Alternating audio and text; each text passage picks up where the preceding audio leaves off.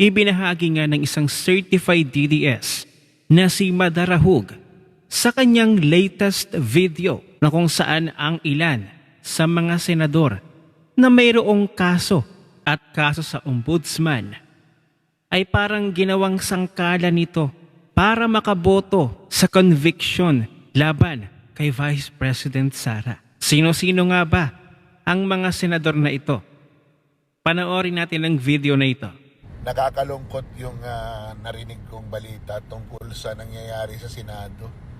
Yung ilang mga senador ay talagang hindi na talaga boboto for the acquittal dahil Yun lang. yung kanilang mga kaso sa ombudsman ay talaga namang ginamit na sangkalan, ginamit sa arm twisting, ginamit as leverage para hindi sila bumoto for the acquittal. Kaya nakakalungkot at hindi na natin pwedeng sabihin na ang pagboto ngayon sa Senado ay by principle. Yes. Hindi na. Nabibili na ba? Talagang ginamit ang pwersa ng gobyerno para lang hindi mabigyan ng pagkakataon na isubmit ni VP Sara Duterte ang kanyang sarili sa mga botanting Pilipino at Yun ang lang. mga botanting Pilipino ang magdesisyon kung siya ba ay karapat-dapat na maging Pangulo.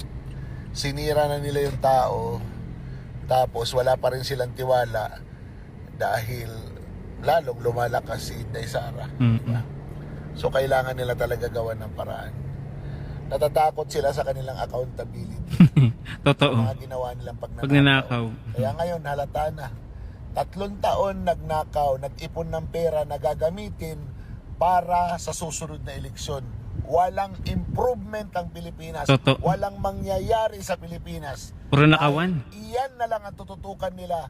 Katulad ng kanyang tatay nung nakaraang mga taon, pinahirap ang mga Pilipino para bilhin ang mga Pilipino pagdating ng eleksyon.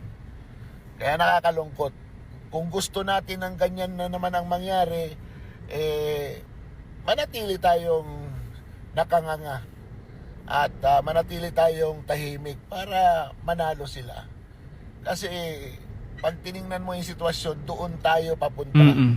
Papunta tayo sa isang gobyerno kung saan pahihirapan ng todo ang tao para pagdating ng eleksyon, tatanggap na lang kahit magkano. Sayang ang bayot. So yun, narinig natin mismo sa isang certified DDS na si Madarahug. Sa tingin ninyo, sino kaya ang mga senador na tinutukoy ni Madarahug? Pero ang alam ko na may kaso itong si Jinggoy Estrada.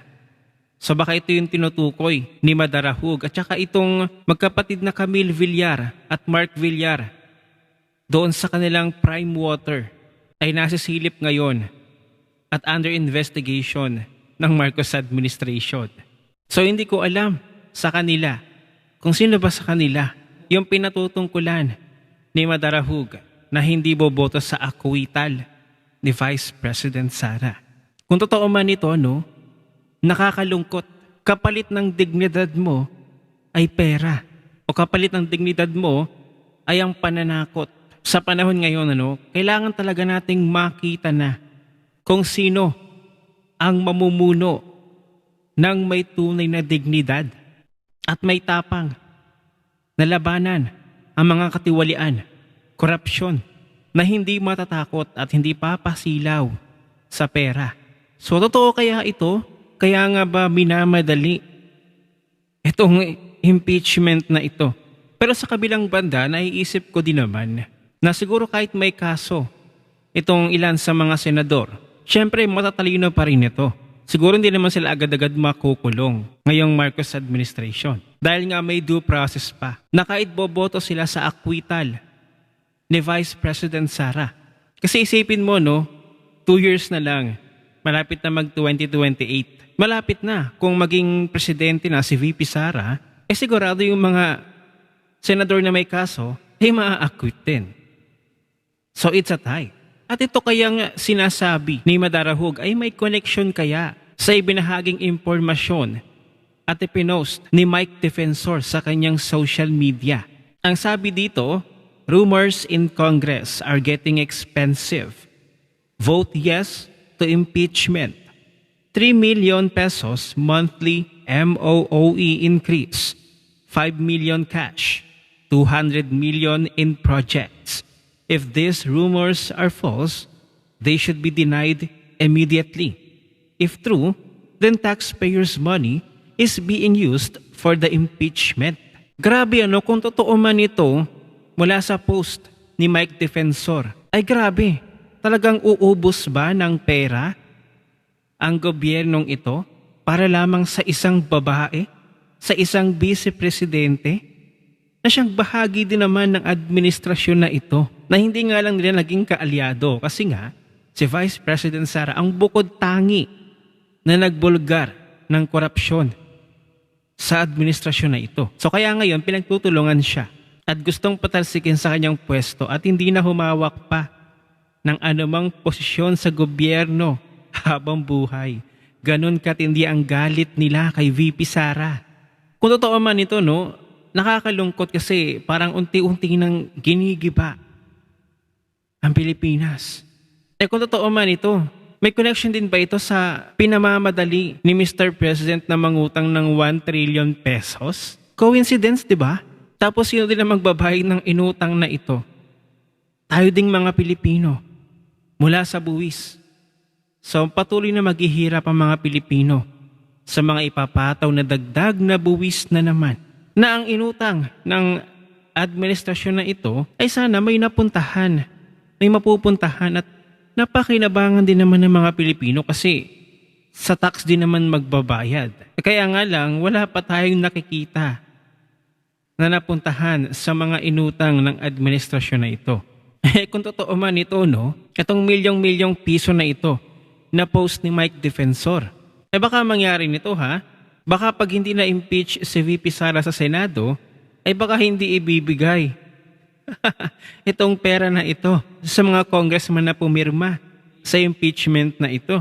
Pag nagkataon, budol na naman. At pag nagkataon, hindi na naibigay yung pera na ito, kung totoo man ito tapos 2028 na, election na, doble budol kasi hindi na naibigay yung pera, babawian ka pa ng taong bayan na hindi ka iboto.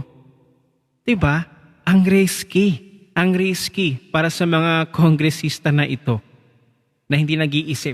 Kaya't nagre-reklamo ngayon ng taong bayan na parang sinasabi nila, kung ganito na rin lang naman, ay wag na magbayad ng buwis. Yun ang nasa isip ngayon ng mga netizens.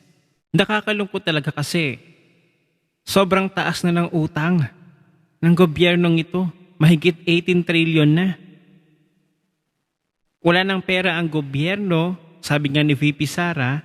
Pagkatapos itong rumors na kumakalat na kung totoo man, abay napakadali lang sa kanila na magbigay ng milyong-milyong piso. Kapalitang pirma, abay napakamahal naman pala ng pirma ng mga kongresista. Ganito pala, kamahal ang impeachment sa Pilipinas. Ang tanong, taong bayan ba o politiko ba ang panalo dito? At sa opinion ko, abay talong-talo dito ang taong bayan. Abay parang ginisa ang taong bayan sa sariling mantika. Kasi pera ng taong bayan yung ginagamit ngayon para sa mga personal na interes ng mga politiko na ito. Pero mga politiko na ito, hindi lang talaga panalo. Panalong-panalo kasi kung magtatagumpay sila sa impeachment na ito, ay panalo na sila sa pera, panalo pa sila sa personal na interes. Paldo kayo sa pera ng taong bayan na ang taong bayan ang bumoto sa inyo dyan sa pwesto. Pagkatapos, kayo lang pala makikinabang ng pera ng taong bayan. Grabe ganun pala kamahal si Vice President Sara. Ganun siya kaimportante. Ganun siya pag-aksayahan ng panahon. Biruin mo lahat ng politiko sa Pilipinas, halos siya yung kalaban, si Vice President Sara. Lahat ng ahensya ng gobyerno, Abay parang kalaban na rin si VP Sara. Simula nung ibinunyag niya at ibinulgar ang korupsyon sa gobyernong ito. Hayun. Dinikdik at pinagtutulungan si VP Sara. Kawawa lang talaga yung mga tao ngayon na nagsasalita para labanan yung korupsyon, pero sila pa yung mga inuusig. Sila pang mga matitino. Sila pang mga tunay na public servant. Sila pa yung mga ginagawa lamang yung kanilang tungkulin bilang kung nasaan man silang posisyon sa gobyerno. Abay sila pa ang pinararatangan at inaakusahan na magnanakaw at korap. Gayong wala naman silang ebidensya.